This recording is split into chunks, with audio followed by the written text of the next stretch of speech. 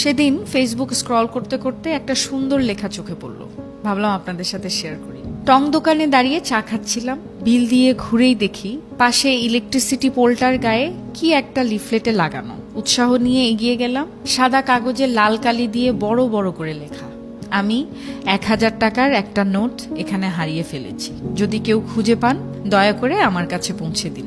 আমি একজন বৃদ্ধ মহিলা, চোখে খুব কম দেখি।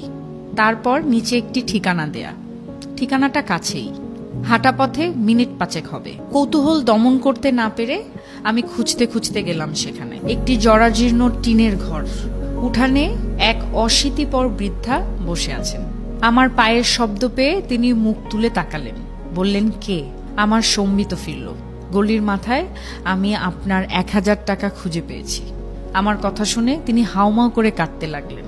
একটু পর কিছুটা ধাতস্থ হয়ে বললেন, বাবা, এ পর্যন্ত অন্তত 10 থেকে 12 জন আমার কাছে এসেছে আর 1000 টাকা করে দিয়ে বলেছে তারা নাকি রাস্তায় আমার টাকা খুঁজে পেয়েছে।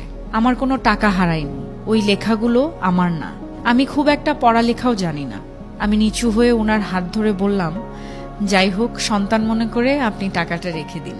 এই কথা শোনার পর তিনি টাকাটা নিয়ে বললেন, বাবা, আমি খুব অসুস্থ, ভালো করে হাঁটতে চলতে পারি না, কি যে তোমায় খেতে দেই। এই বলে তিনি অনেক কষ্টে লাঠি ভর দিয়ে বারান্দায় উঠলেন। আমার মনে হলো তিনি এক্ষুনি পড়ে যাবেন। আমি তাকে সাহায্য করার জন্য এগিয়ে গেলাম। তিনি কাঁপা কাঁপা হাতে বাটিতে গুড়মুড়ি ঢালতে ঢালতে বললেন, তুমি আমার অতিথি, তুমি বসো।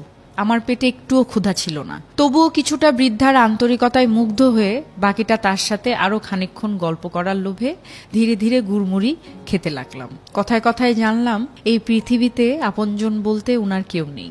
আগে ভিক্ষা করতেন, কিন্তু অসুস্থ হবার পর আর বাড়ি থেকে বেরোতে পারেন না। ফেরার সময় বৃদ্ধা বললেন, বাবা, একটা অনুরোধ, তুমি যাবার সময় ওই কাগজটা ছিঁড়ে ফেলো।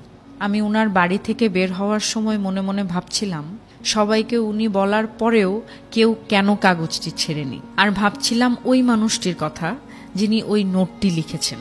সহায় সম্বলহীন অসুস্থ বৃদ্ধ মানুষটাকে সাহায্য করার জন্য, এত সুন্দর উপায় বের করার জন্য আমি তাকে মনে মনে ধন্যবাদ দিলাম। হঠাৎ ভাবনায় ছেদ পড়ল একজনের কথায়।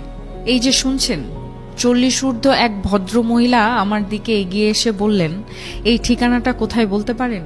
একটু আগে আমি রাস্তায় 1000 টাকার নোট পেয়েছি, এটা আমি ফেরত দিতে চাই। ঠিকানা দেখিয়ে সামনে এগোলাম। কখন জানি আমার চোখ দুটো ভিজে উঠেছে ঠিকই। আকাশের দিকে তাকিয়ে আমি বিড়বিড় করে বললাম, এভাবেই বেঁচে থাকুক আমাদের মানবতা।